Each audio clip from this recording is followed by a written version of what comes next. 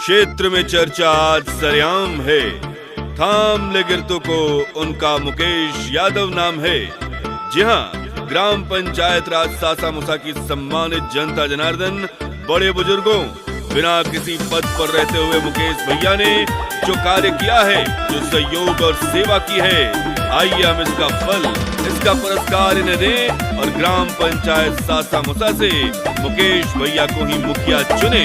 हाँ, आहिल बानी रौरे दुआरिया केने बानी सुनिए भैया, कहती न दया हम पर पारी हो जाओ हमरो नैया।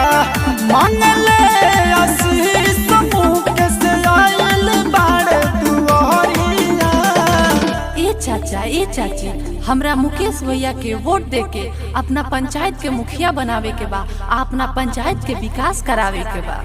मुखिया बना दी हम करी कर जोरिया, वही पंचायत में विकास के बोयरिया। तो ना भूले के बा ना भुलाए के बा, जे भूलता ओकरो के याद दिलाए के बा।